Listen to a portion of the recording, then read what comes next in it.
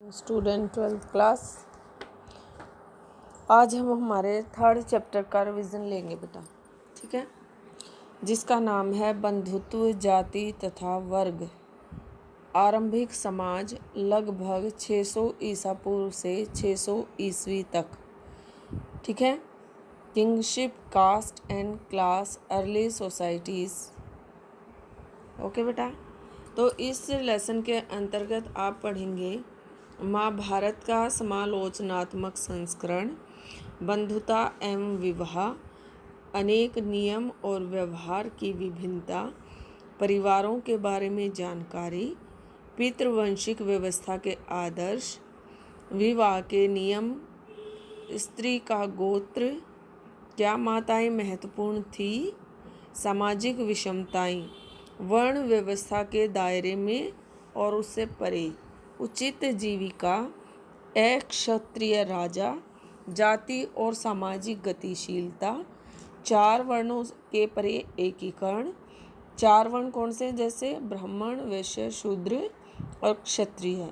4 वर्णों के परे जैसे अधीनता और संघर्ष, जन्म से परे संसाधन और प्रतिष्ठा, संपत्ति पर स्त्री और पुरुष के भिन्न अधिकार, वर्ण और संपत्ति के अधिकार, एक वैकल्पिक सामाजिक रूपरेखा, संपत्ति, सामाजिक विषमताओं की व्याख्या, एक सामाजिक अनुबंध, भाषा एवं वस्तु, विषय वस्तु, लेखक एक या कई और तिथियां, सदृश्यता की खोज, एक गतिशील ग्रंथ।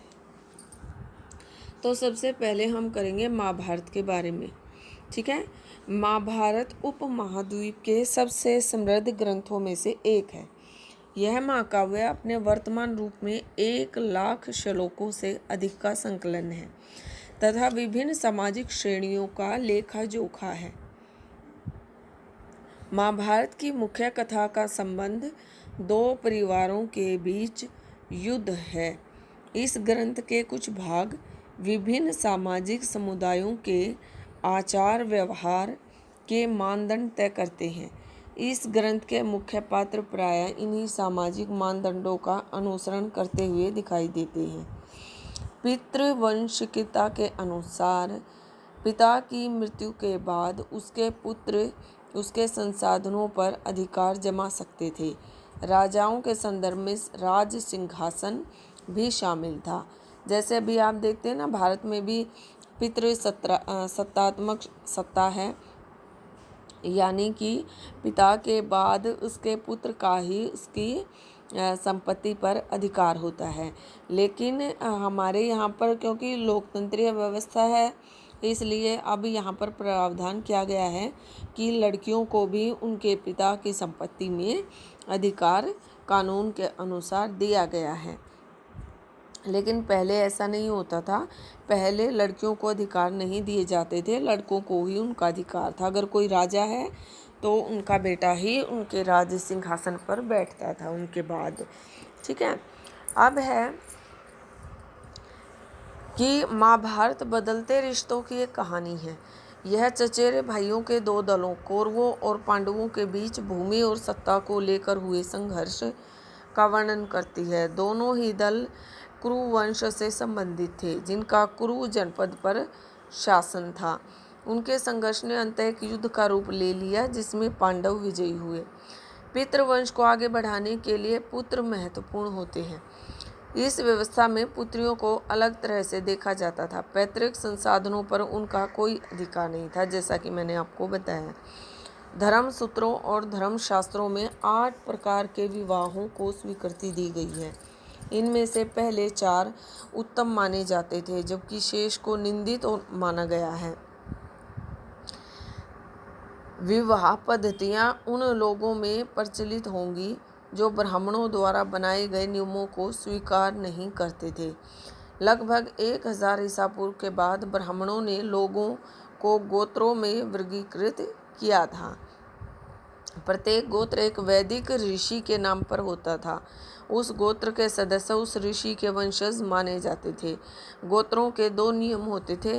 विवाह के पश्चात स्त्रियों को पिता के स्थान पर अपने पति के गोत्र का माना जाता था। एक ही गोत्र के सदस्य आपस में विवाह संबंध नहीं रख सकते थे। ऐसी जो धारणाएं हैं आप आज भी भारतीय समाज में आपको देखने को मिल जाएंगी कि लड़की जब शादी करके अपने पति के घर चली जाती है तो वहाँ पति का जो सरनेम होता है वो पत्नी के सरनेम के साथ जुड़ जाता है। लेकिन अभी कोर्ट के अनुसार ये कंपलसरी नहीं है। अगर लड़की चाहे तो वो अपना सरनेम अलग से रख सकती है। ठीक है, तो ये प्राचीन काल से ही इस तरह की जो चीज़ें हैं वो होती रही हैं। सातवाहन राजाओं को उनके मातृ नाम से चिन्हित किया गया था। इससे यह प्रतीत होता है कि माताएं महत्वपूर्ण थी, परंतु इस निष्कर्ष पर पहुंचने से पहले हमें इस बात पर भी ध्यान देना होगा कि सातवाहन राजाओं में सिंहासन का उत्तराधिकार प्रायः पितृवंशिक होता था। धर्म सूत्रों और धर्मशास्त्रों में एक आदर्श व्यवस्था का उल्लेख किया गया था जो वर्ग आधारित थी। उनके अनुसार समाज में 4 वर्ग अथवा वर्ण थे। इस व्यवस्था में ब्राह्मणों को पहला दर्जा प्राप्त था, शूद्रों को सबसे निचले स्तर पर रखा गया था। शास्त्रों के अनुसार केवल क्षत्रिय ही राजा हो सकते थे, परंतु कई महत्वपूर्ण राजवंशों की उत्पत्ति अन्य वर्णों से भी हुई। उदाहरण के लिए मौर्य वंश ले सकते हैं आप। ब्राह्मण लोग शकों को, जो मध्य एशिया से भारत आए थे, मलेच्छ तथा बर्बर मानते थे, परंतु संस्कृत के एक आरंभिक अभिलेख में प्रसिद्ध शक राजा रुद्र दमन द्वारा सुदर्शन झील के पुनर्निर्माण का वर्णन मिलता है। इससे ज्ञात होता है कि शक्तिशाली मलेच्छ संस्कृतीय परंपरा से परिचित थे।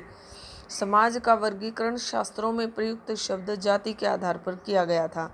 ब्राह्मणीय सिद्धांत में वर्ण की तरह जाति भी जन्म पर आधारित थी, परंतु वर्णों की संख्या जहाँ मात्र 4 थी, वहीं जातियों की कोई निश्चित संख्या नहीं थी।